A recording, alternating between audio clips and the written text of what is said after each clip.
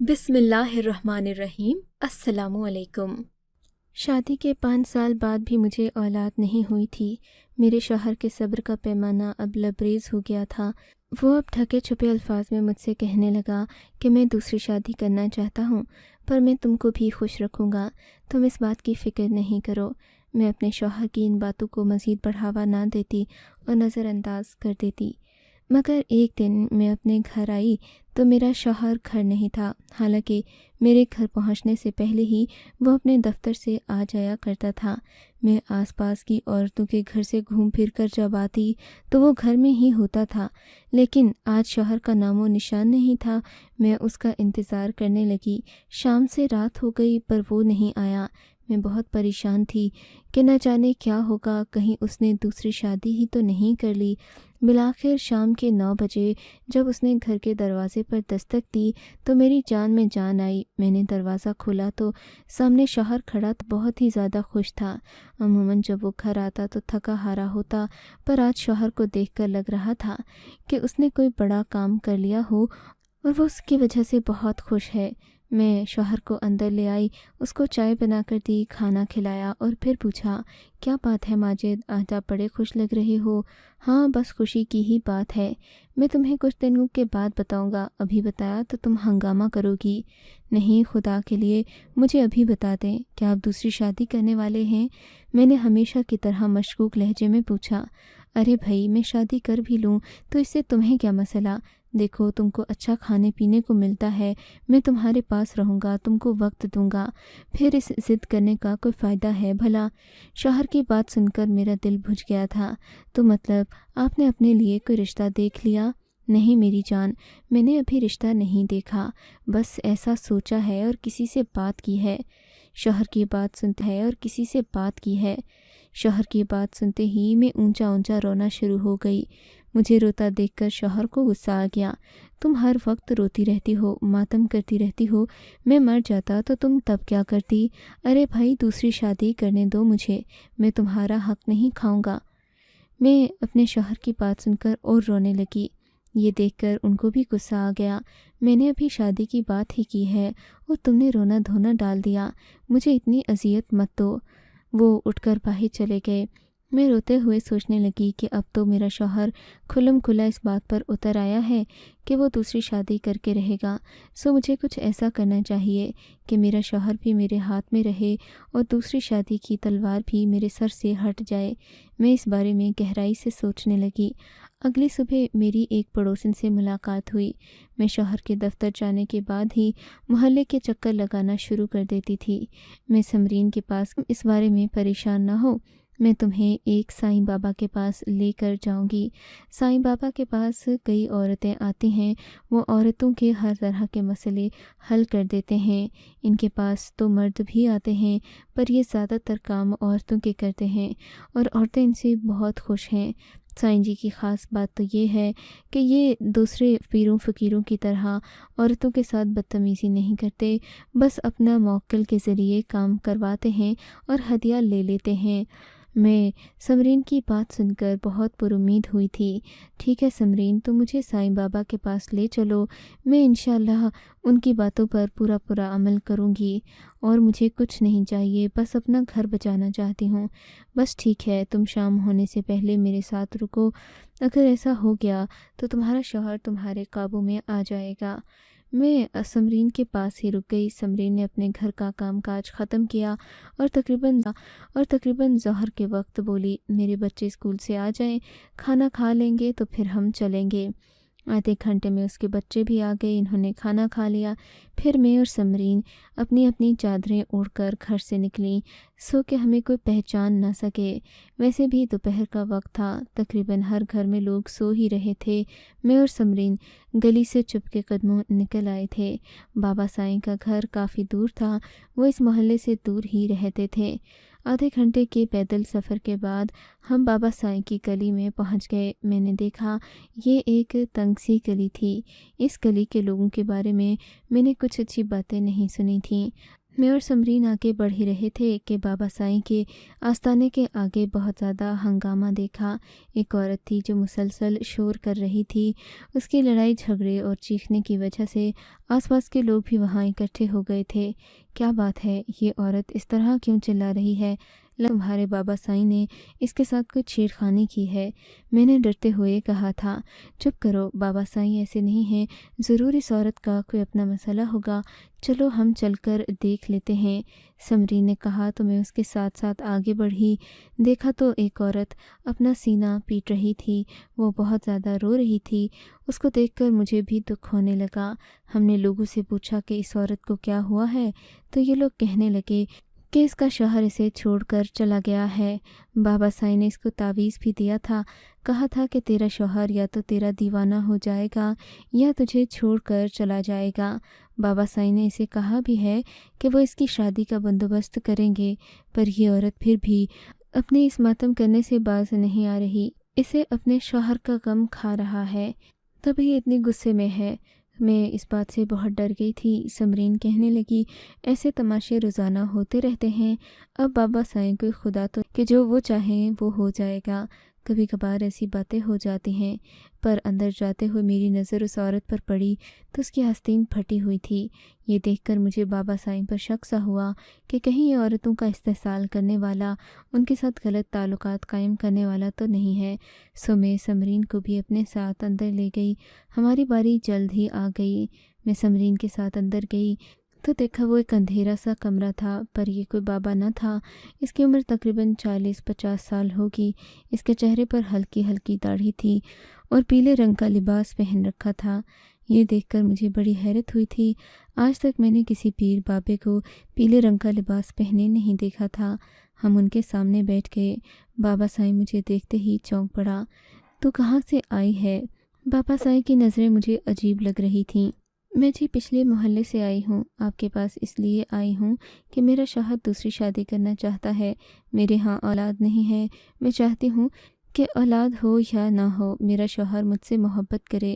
میں اپنے شوہر کے لیے کچھ بھی کرنے کو تیار ہوں۔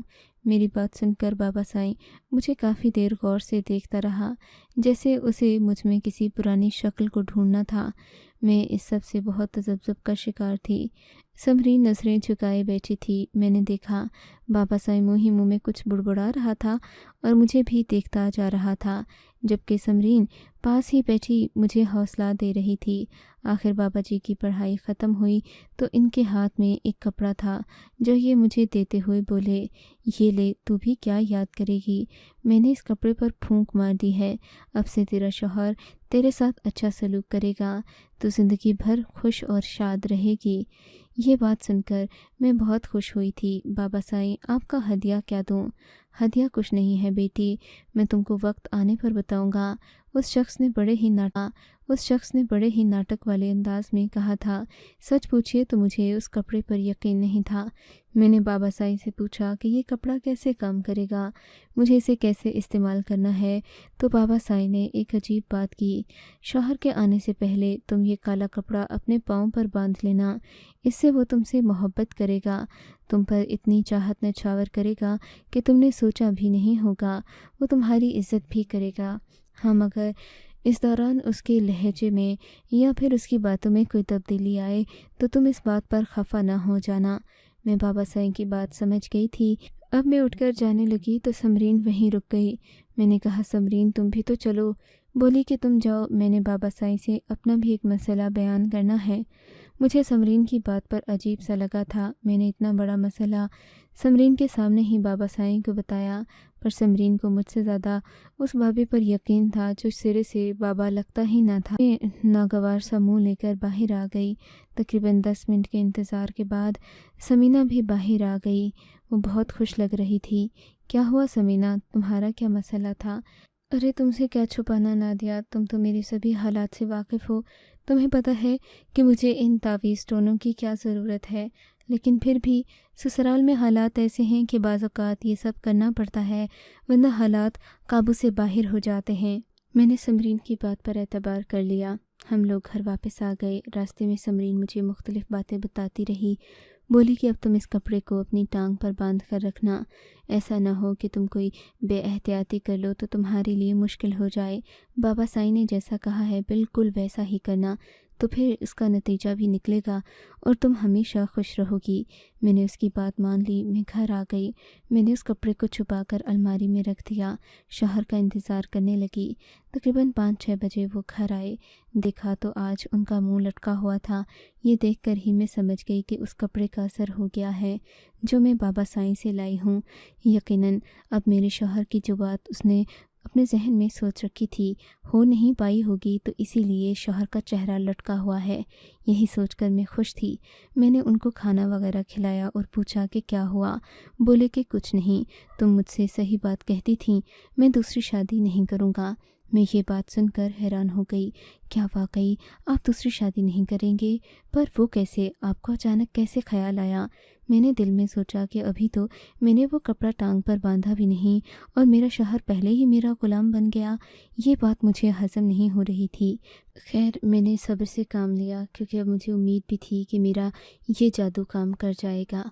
रात हुई तो मैंने सोने से पहले चुपके से अपनी टांग पर वो कपड़ा बांध लिया। मेरा शौहर आते ही मैं खुश हो रही थी। दिल ही दिल में सोच रही थी कि कपड़े का असर हो रहा है। खैर काफ़ी देर के बाद हम लोग बातें करके सो गए। सुबह मेरी आंख खुली तो मैं बहुत खुश थी, लेकिन जब मैं उठी तो देखा माजिद कमरे में नहीं थे। मैं जल्दी से बाहर आई तो देखा माजिद खुद ही नाश्ता भी बना रहे थे। ये देखकर मुझे तो अपनी आंखों पर यकीन नहीं आया कि माजिद मेरे लिए खाना भी बना रहे हैं, हालांकि वो उठकर पानी का गिलास नहीं पीते थे। माजिद, आप ये सब मेरे लिए कर रहे हैं? हाँ तो मैं और किसके लिए करूँगा बेगम? तुम तो जानती हो तुम मेरी इकलौती बीवी हो और मैं अब तुम्हारे साथ ही अपनी सारी ज़िंदगी इसी तरह मोहब्बत के साथ गुजारना चाहता हूँ। देखो लड़ाई झगड़े का कोई फ़ायदा नहीं है। मैं खुश हो गई। मैंने उनके हाथ से खाना ले लिया। कहा कि आप बैठें, मैं पकाती हूँ। मैंने नाश्ता बनाकर माजिद को दिया। वो नाश्ता करने के बाद घर से चले गए। मैं खुशी खुशी समरीन के पास गई। उसे कहा कि कपड़े ने पहले ही दिन अपना काम दिखा दिया है। मेरा शौहर मुझसे बहुत ज़्यादा मोहब्बत करने लगा है। उसने इतनी पहली मोहब्बत शादी के पहले साल में भी नहीं दिखाई जितनी परवाह वो मेरे लिए अब करने लगा है। समरीन भी खुश हो गई। बोली चलो अच्छा हुआ कि तुम्हारा काम हो गया, वरना तुम क्या करती। मैं समरीन की बड़ी एहसानमंद थी। वो सारा दिन मैं समरीन के घर रही, उसे घर में काम करवा कर दिए तो वो खुश हो गई। कहने लगी तुम रोज़ मेरे घर आ जाया करो, शौहर के आने से पहले पहले तुम यहीं रहा करो। यूँ मैं समरीन के एहसान तले दब गई। उसके घर के काम भी करने लगी। शाम को शौहर के आने से पहले मैं घर चली जाती। मेरा शौहर मुझसे बहुत खुश रहने लगा था। आज उसने फ्रिज में बहुत सारे डब्बे ला कर रखे। ये क्या है? मैंने पूछा। मैं तुम्हारे लिए ताज़ा जूस लाया हूँ आज। ये कहकर इन्होंने एक ठंडा जूस गिलास में उंडेला और बोले ये पी लो, तुम्हें बहुत अच्छी नींद आएगी। इतनी मोहब्बत से वो मुझे जहर भी देते तो मैं पी लेती। मैंने गटागट जूस पी लिया। मुझे बड़ा अच्छा लगा, मगर थोड़ी ही देर के बाद मुझे नींद आ गई। मैं जाकर कमरे में सो गई। मुझे याद भी नहीं रहा था कि मैंने जूस पिया या खाना खाया। बस जब मैं शाम को उठी तो मेरे शौहर ने नए कपड़े पहन रखे थे। मैं उनको देखकर हैरान हो गई। आप घर में नए कपड़े पहनकर घूम रहे हो? हाँ, क्यों नहीं। अब तुम्हें मैं भी तो अच्छा लगना चाहिए हूँ ना। देखो तुम रोज़ मेरे लिए तैयार होती हो, पर हम मर्द कभी नहीं सोचते कि हम बीवी को कैसे लगते होंगे। सो मैंने सोचा आज तुम्हारे लिए तैयार हुआ जाए। उफ़ खुदाया, मुझे तो यकीन नहीं आ रहा कि आप इतने मोहब्बत करने वाले बन गए हैं। अब तो मैं आपके लिए कुछ भी कर सकती हूँ। मैंने शौहर से कहा तो वो बोले मैं जानता हूँ तुम मुझसे बहुत मोहब्बत करती हो, बस इसी वजह से मैंने भी अपना दूसरी शादी वाला इरादा तर्क कर दिया। अब मैं तुम्हारे साथ ही रहूँगा। आज मैं बाज़ार जा रहा हूँ, आते हुए तुम्हारे लिए खुशखबरी लाऊंगा। ये कहकर वो घर से निकल गए। इतने अच्छे लहजे में मुझसे बात की कि मैं इनकार भी नहीं कर सकी। मगर रात काफ़ी हो गई थी। अब तो रात के 12 बज गए थे। मुझे अपने शौहर की फ़िक्र होने लगी। इतनी देर तक वो कभी घर से बाहर नहीं गए, मगर आज उनको तकरीबन 6 घंटे हो गए थे वो घर नहीं आए थे। मुझे शक भी होने लगा। मैंने फ़ौरन ही वो कपड़ा अपनी टांग पर बांध लिया। बाबा साईं ने कहा था कि शौहर के आने से पहले ये कपड़ा ज़रूर अपनी टांग पर बांधना। خیر میں نے ایسا ہی کیا، یہاں تک کہ میرا شوہر گھر آ گیا۔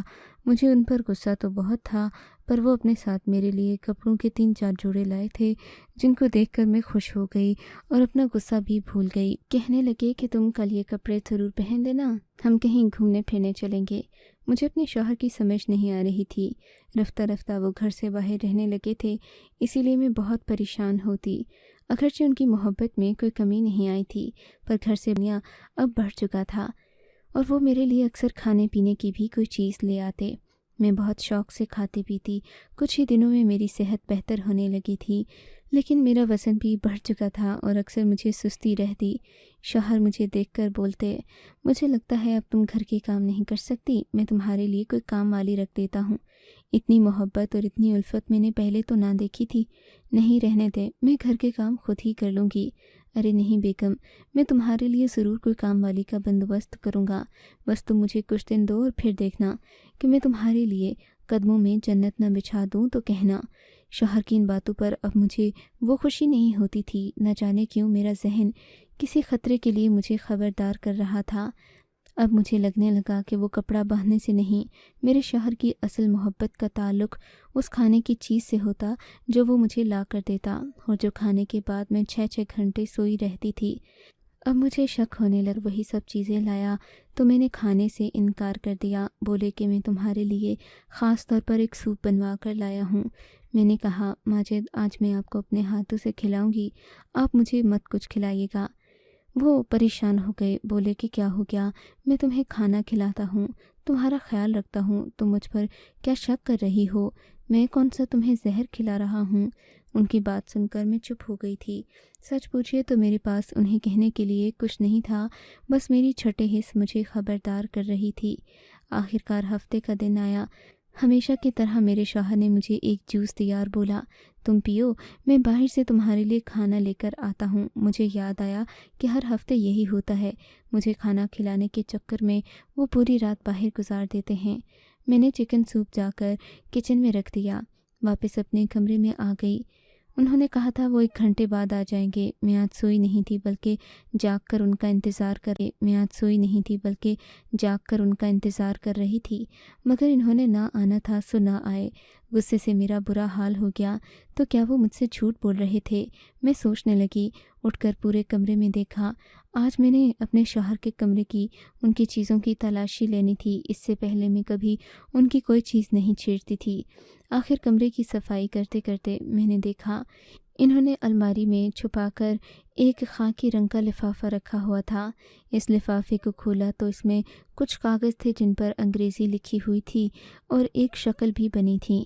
مجھے اتنا تو تجربہ تھا ہی، میں یہ دیکھ کر جان گئی تھی کہ کوئی میڈیکل رپورٹ ہے، پر مجھے پڑھنا نہیں آتا تھا، سو میں نے اس کاغذ کو وہیں پر رکھا اور وہ ساری رپورٹ نکال کر اپنے پاس چھپا لی۔ شوہر نے نہ آنا تھا، وہ نہ آیا۔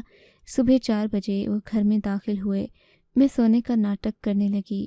بولے کہ میں آ گیا تھا، تم کافی دیر سے سو رہے تو تم کو جگایا نہیں۔ اب تو مجھے پکا یقین ہو چکا تھا میرے شوہر کی محبت کا ناٹک نہ صرف فضول تھا بلکہ بہت بھیانک بھی تھا، پر میں لڑائی جھگڑا نہیں کرنا چاہتی تھی۔ صبح ان کے گھر سے جانے کے بعد میں سمرین کے پاس گئی، کہا کہ کوئی پڑھی لکھی لڑکی ہو تو مجھے بتاؤ۔